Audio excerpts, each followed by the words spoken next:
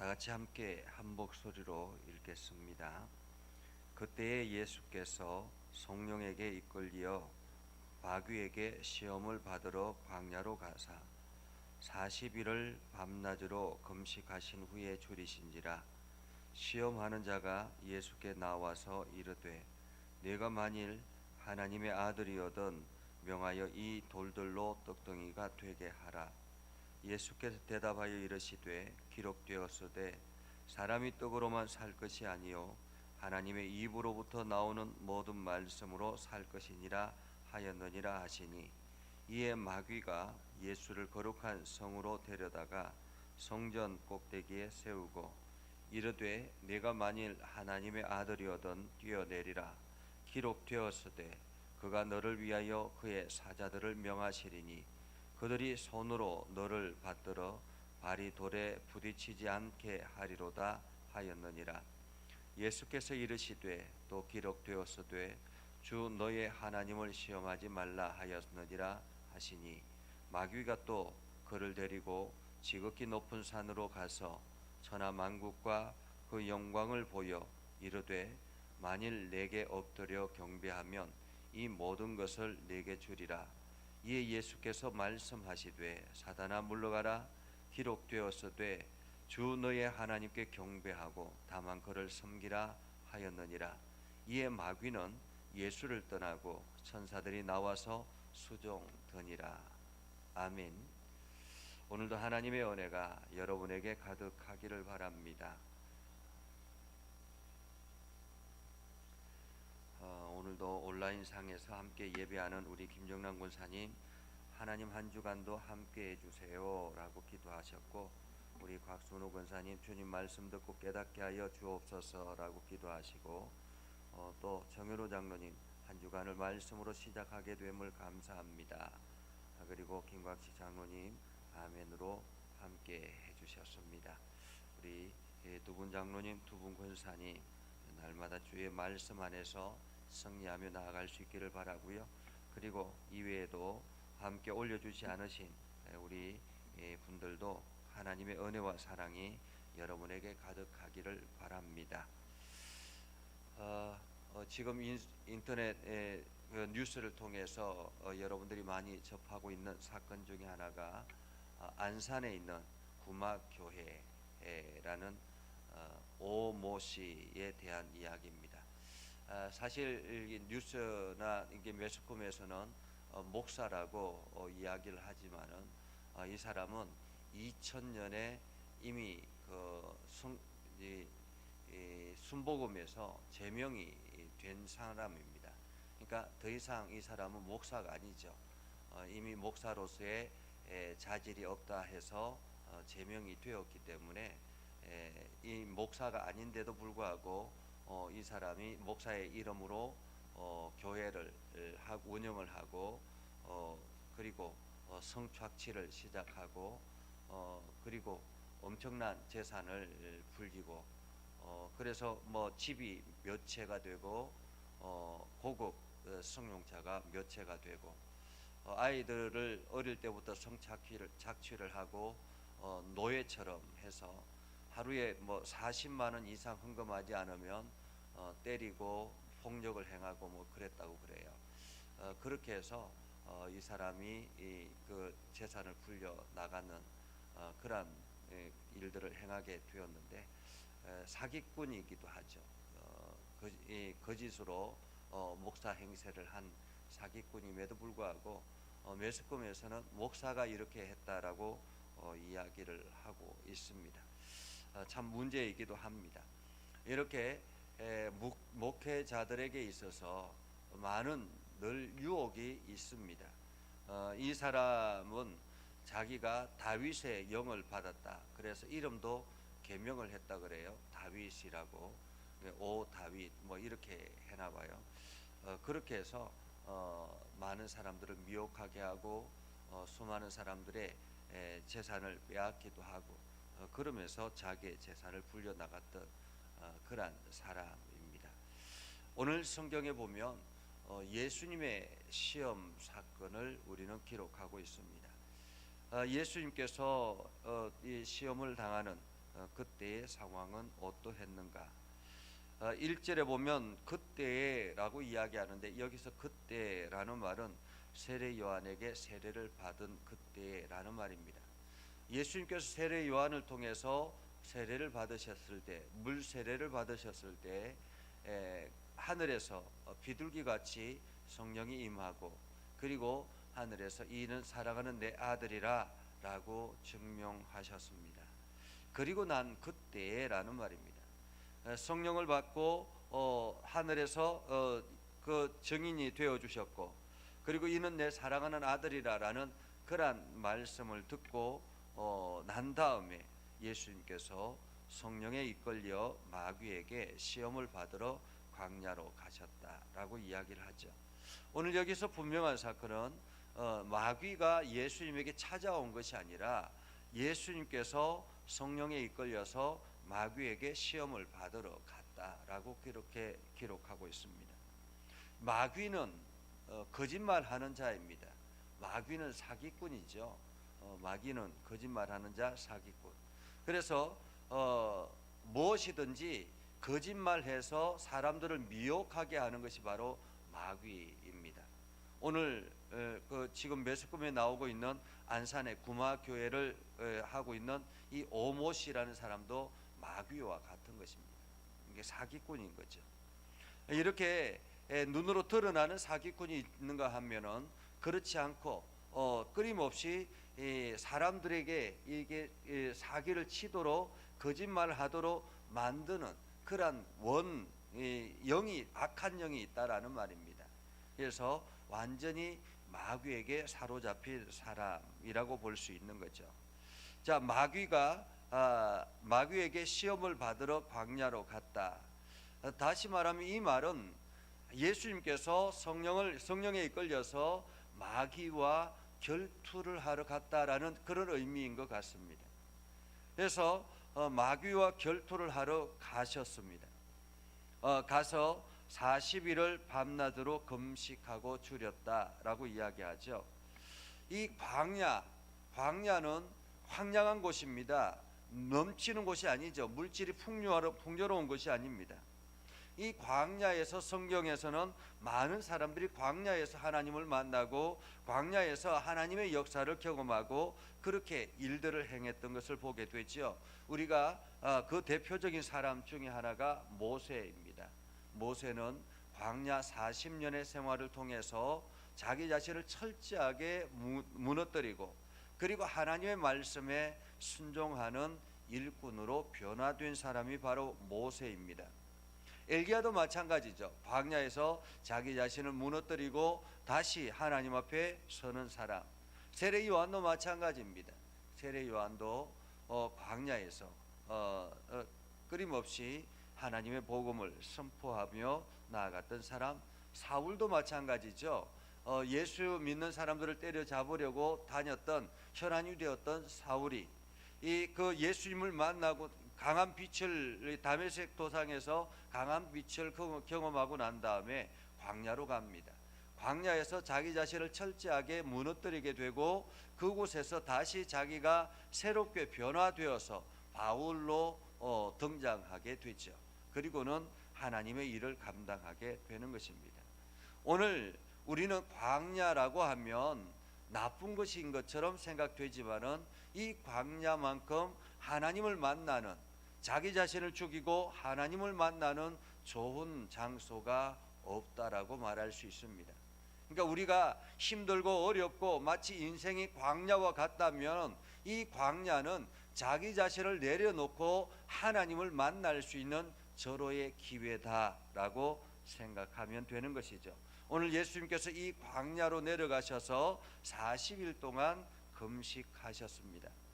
여기서 금식하신 후에 줄이신지라 완전히 배가 이렇게 등가죽이 붙었다 이렇게 말할 수 있죠.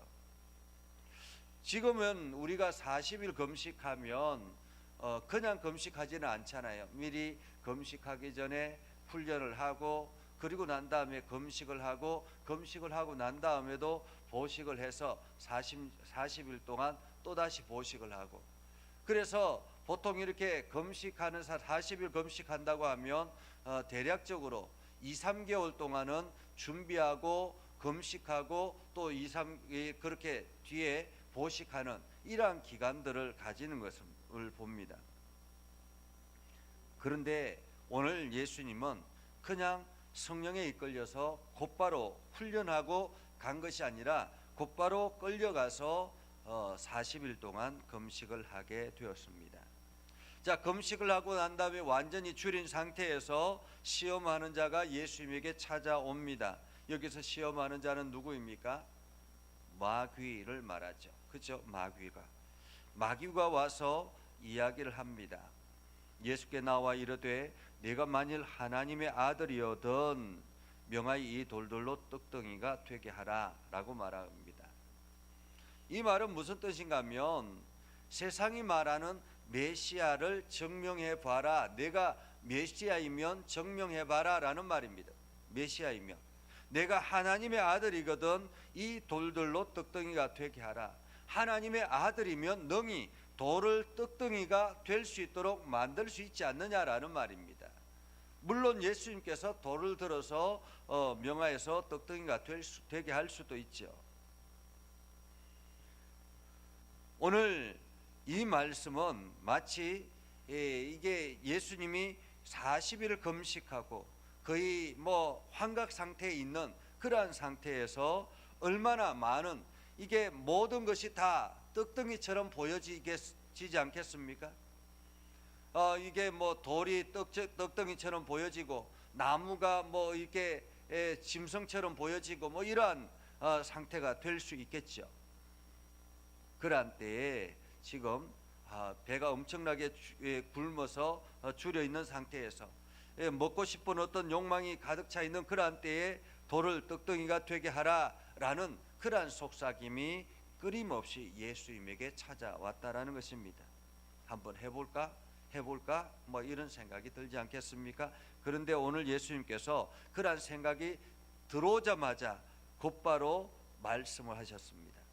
4절에 보면 예수께서 대답하여 이르시되 기록되었으되 사람이 떡으로만 살 것이 아니요 하나님의 입으로 나오는 모든 말씀으로 살 것이니라. 신명기 8장 3절 말씀을 인용해서 이렇게 말씀하셨던 것입니다. 한마디로 예수님께서 생각하고 말씀하신 것이 아니라 그냥 자연스럽게 이 말씀이 떠오르면서 이 마귀를 대적하게 됐다라는 것입니다. 한마디로 지금 예수님께서는 이 말씀이 삶에 녹아져 있었다라는 말이죠. 삶에서 말씀이 지배하지 않았으면 이렇게 적극적으로 반응할 수가 없는 것입니다. 우리가 어떤 문제가 우리 앞에 찾아왔을 때 우리가 말씀에 지배되어 있으면, 늘 우리 안에 말씀이 녹아져 있으면 그 말씀이 툭툭 나와서 그 상황을 대처할 수 있는 능력을 얻게 된다는 것입니다. 그래서 우리가 말씀을 많이 읽어야 되고 말씀을 묵상해야 되고 가능하면 말씀을 우리가 암송해야 되는 것이죠. 오늘 그렇게 예수님께서 말씀을 통해서 이 마귀를 물리치셨습니다. 그런데 마귀는 한 번으로 물러가지 않더라라는 거예요. 5절에 보면 이렇게 말합니다. 이에 마귀가 예수를 거룩한 성으로 데려가라고 말하죠. 이에, 그러니까 마귀는 지금 이제 예수님과의 결투를 이제 패한 것입니다. 그리고 난 다음에 곧바로 마귀가 예수를 거룩한 성으로 데려가 성전 꼭대기에 세우고 말합니다. 네가 만일 하나님의 아들이었든 뛰어내리라. 기록되었으되 그가 너를 위하여 그의 사자들을 명하시리니 그들이 손으로 너를 받들어 발이 돌에 부딪히지 않게 하리로다 하였느니라 라고 말하고 있습니다. 이번에는 마귀가 예수님을 거룩한 성 꼭대기에 올려놓고는 이야기를 합니다. 하나님의 말씀으로 이번에는 대적을 합니다. 시편 91편 11절에 보면 말씀하신 것이 하나님께서 너를 받들어서 발이 돌에 부딪히지 않게 하시리라 라고 하시는 그 말씀을 통해서 그렇게 기록하지 않았느냐, 내가 만약에 하나님의 아들이라면 이렇게 될 것이다. 그러니 한번 뛰어내려 보아라 라고 말하고 있는 것이죠. 말씀을 통해서 마귀가 유혹을 합니다.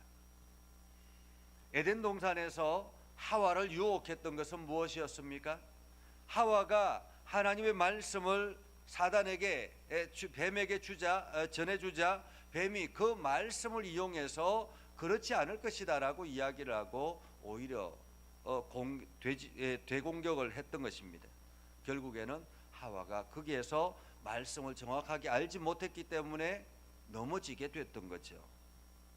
오늘도 예수님께서 말씀을 정확하게 알지 못했다면 이 말씀에 무너질 수 있었다라는 것입니다. 사단은 이렇게 끊임없이 우리들에게 다양한 방법으로 접근을 합니다. 그러자 예수님께서 이번에도 말씀하십니다. 신명기 6장 16절을 인용해서 주 너의 하나님을 시험하지 말라 하셨느니라. 주 너의 하나님을 시험하지 말라. 단호하죠. 예수님께서는 단호합니다. 사단이 이렇게 말씀으로 미혹을 한다 할지라도 하나님의 말씀으로 무장되어 있는 예수님에게 이길 수가 없다라는 것이죠. 주 너의 하나님을 시험하지 말라. 그러자 마귀는 이번에 또다시 예수님을 데리고 지극히 높은 산으로 가서 천하 만국과 그 영광을 보여주며 만일 내게 엎드려 경배하면 이 모든 것을 내게 주리라 라고 이야기를 합니다. 세상의 사람들은 가끔씩 믿음의 사람들에게 이렇게 찾아와서 유혹을 합니다. 한 번만 하면 돼 라는 말을 종종 합니다. 이번 한 번만 하면 돼. 다른 사람 아무도 모르잖아. 이번 한 번만 하면 돼. 이것만 해보면 돼 라는 그런 딱 한 번이라는 유혹을 할 때가 있습니다. 그때 예수님께서 말씀하시죠. 10절에 보면 사단아 물러가라 기록되었으되 주 너의 하나님께 경배하고 다만 그를 섬기라. 신명기 6장 13절 말씀을 인용하면서 사단을 물리치신 것을 봅니다. 그러자 마귀가 예수님을 떠나고 천사들이 나와서 수종드니라 라고 말합니다. 사람들에게 끊임없이 찾아와서 사단은 우리들에게 이렇게 찾아옵니다. 물질의 욕망을 가지고 우리들에게 찾아옵니다. 예수님께서 찾아왔던 것처럼 물질의 어떤 풍요로움을 가지고 너에게 이러한 것들을 해줄 테니까 이번 한 번만 하면 돼 라고 이야기하는 물질의 욕망을 이용하기도 합니다. 또 사단은 우리들에게 능력의 욕망을 이용하기도 합니다. 너는 능력이 있잖아. 이 능력을 과시해봐. 한번 해봐. 충분히 다른 사람들에게 이 능력을 보여봐 라는 그러한 마음이죠. 또한 부귀 영화에 대한 욕망, 명예의 욕망을 우리들에게 끊임없이 부추기며 우리를 유혹합니다. 그러면서 우리가 그 욕망에 따라 가도록 만든다라는 것입니다. 결국에는 그 욕망에 따라가다 보면 사단의 이끌림에 받게 되고 우리는 멸망을 향해서 걸어가게 되는 것이죠. 오늘 예수님께서 이 사단과의 결투에서 모두 다 하나님의 말씀으로 물리치자 11절에 보면 마귀는 예수를 떠나고 천사들이 나와서 수종드니라 라고 말하고 있습니다. 천사들이 나와서 수종드니라. 결국에는 사단은 예수님을 이길 수가 없었던 것입니다. 이렇게 단호하게 마귀를 물리치신 후에 하나님의 사역을 시작하자 그 뒤에는 더 이상 마귀는 예수님에게 대응할 수 없는, 예수님을 만나면 마귀가 오히려 두려워하고 예수님을 만나면 오히려 마귀가 떠나가게 되고 그래서 마귀를 이기게 됐다라는 것입니다. 오늘도 우리가 예수 그리스도의 이름으로 마귀를 대적할 수 있는 것은 이렇게 예수님께서 마귀의 시험을, 사단의 시험을 능히 이기셨기 때문에 가능한 것이다라는 것입니다. 오늘 우리들에게도 끊임없이 이러한 유혹들이 찾아옵니다. 우리가 믿음의 길을 걸어가려고 하고, 우리가 하나님의 말씀 앞에 순종하려고 하고, 우리가 주의 뜻을 순종하며 나아가려고 하면 끊임없이 우리에게 찾아오는 것이 이러한 일들입니다. 우리가 이 말씀을 우리 안에 새기지 아니하면 우리도 사단의 시험에 넘어갈 수 있다라는 사실을 기억하고, 오늘도 예수님께서 마귀를 어떻게 물리치셨는가, 하나님의 말씀으로 물리치셨음을 기억하고, 오늘도 우리가 사단의 시험에 능히 대적하는 저와 여러분들이 되어서 여러분 모두 다가 하나님의 은혜를 풍성하게 공급받고 믿음의 거룩한 백성으로서 살아갈 수 있기를 주님의 이름으로 축복합니다. 기도하겠습니다. 거룩하신 아버지 하나님, 오늘도 하나님의 말씀을 듣고 믿음의 길을 걸어가게 해주심을 감사합니다. 우리가 여러 가지 많은 어려움이 있지만은 우리들 앞에 놓여져 있는 어려움을 우리가 더 이상 두려워하지 않게 하시고 하나님의 말씀 붙들고 담대하게 나아가게 하옵소서. 사단이 끊임없이 우리를 미혹하며 사단의 길로, 악한 길로 걸어가라고 유혹할 때가 있습니다. 그때마다 우리가 말씀으로 무장해서 사단을 물리치게 하시고 세상의 욕망에 이끌려가는 것이 아니라 하나님의 말씀, 하나님의 뜻, 하나님의 나라를 꿈꾸며 나아가는 우리의 삶이 되게 하옵소서. 하나님, 오늘도 한 주간을 보냅니다. 저희들에게 은혜의 한 주간이 되게 하시고 하나님의 능력의 한 주간이 되게 하시고 날마다 새 힘을 얻고 나아갈 수 있도록 하나님 인도하여 주시옵소서. 연약한 저희들을 강건하게 붙잡아 주시고 주의 은혜와 사랑이 넘쳐나게 하시고 특별히 육신의 연약한 이들을 어루만져 주셔서 주님의 능력 안에서 능히 승리하며 살아가게 하옵소서. 하나님, 오늘도 저희들에게 새 힘을 허락해 주시고 주의 나라를 향해서 끊임없이 달려갈 수 있도록 하나님 저희들과 동행하여 주시옵소서. 기도할 때마다 주의 은혜와 사랑이 넘쳐나게 하시고 하나님의 풍성함이 나타나게 하옵소서. 예수님의 이름으로 기도드리옵나이다. 아멘. 이제는 우리 구주 예수 그리스도의 은혜와 하나님 아버지 극진하신 사랑과 성령님의 감화 감동 역사 위로 교통하시며 은혜가 오늘도 주의 말씀 안에 있는 모든 믿음의 백성들 위해 하는 모든 일들 위해 영원토록 함께 하옵시기를 간절히 축원하옵나이다. 아멘.